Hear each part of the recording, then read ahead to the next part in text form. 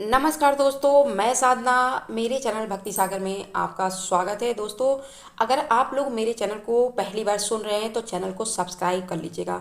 साथ ही bell icon के button को भी प्रेस कर दीजिएगा ताकि आने वाली वीडियो की नोटिफिकेशन आप लोग को सबसे पहले मिल सके। वीडियो अगर आप लोगों को पसंद आती है तो रिक्वेस्ट है कि एक लाइक ज़रूर कर दीजिएगा और कमेंट सेक्शन में कमेंट करना भी ना भूलिएगा। तो दोस्तों, मैं अपनी वीडियो को आगे ले चलती हूँ और इस वीडियो में मैं बात करूँगी जो है तुलसी जी की पूजा। अगर आप शरद पूर्णिमा के दिन इस विधि से करेंगे तो खुद माता लक्ष्मी अपने पैरों से चलकर आपके घर तक आएंगी। साथ ही जानेंगे तुलसी पूजा के नियम क्या हैं और तुलसी पूजा के महत्व को। तो पहले जान लेते हैं कि शरद पूर्णिमा के दिन जो है मतलब पूर्णिमा का शुभ मुहूर्त क्या है। शरद पूर्णिमा 9 अक्टूबर को है और पूर्णिमा की तिथि सुबह 9 अक्टूबर को जो है 3:41 पे शुरू होगी और 10 अक्टूबर को जो है 2:24 पे जो है पूर्णिमा की तिथि समाप्त हो जाएगी। पूर्णिमा की तिथि 9 अक्टूबर की शाम को मिल रही है, इसलिए जो लोग जो है हर महीने की पूर्णिमा का व्रत रखते हैं वो लोग जो है 9 अक्टूबर को ही जो है पूर्णिमा का व्रत रखेंगे। और जो है इस दिन जो है 9 अक्टूबर वाले दिन जो है चंद्र का समय होगा शाम को 5:51 पे।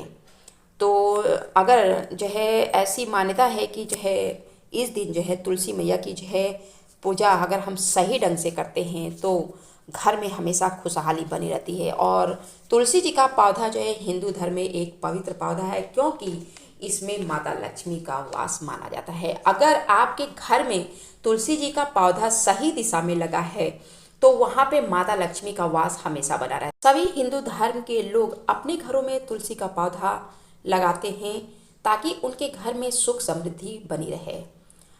जिस घर की महिला रोज अपने घर में तुलसी जी की पूजा करती है, दिया लगाती है, जल चढ़ाती है, उस स्त्री का सौभाग्य हमेशा बना रहता है और साथ ही उस घर में सकारात्मकता भी रहती है।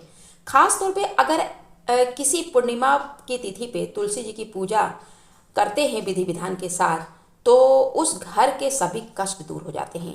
जब तुलसी जी की पूजा आश्विन महीने के में पड़ने वाली पूर्णिमा को यानी शरद पूर्णिमा जिसको जानते हैं उस दिन अगर किया जाता है विशेष रूप से तो फलदायी मानी जाती है और सदैव सुख समृद्धि बनी रहती है।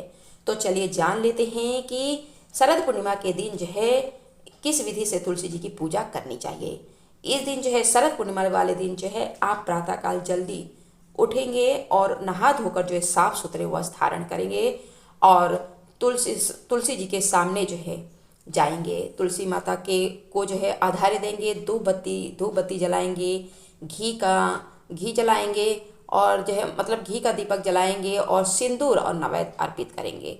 जब आप तुलसी जी को आधार्य देंगे तो आप तुलसी माता के मंत्रों के साथ आधार देंगे। इनका मंत्र इस प्रकार से है। मंत्र है महाप्रसाद जननी सर्व सौभाग्यवर्धिनी आदि व्याधि हरा नित्यम तुलसी त्वम नमस्तुते।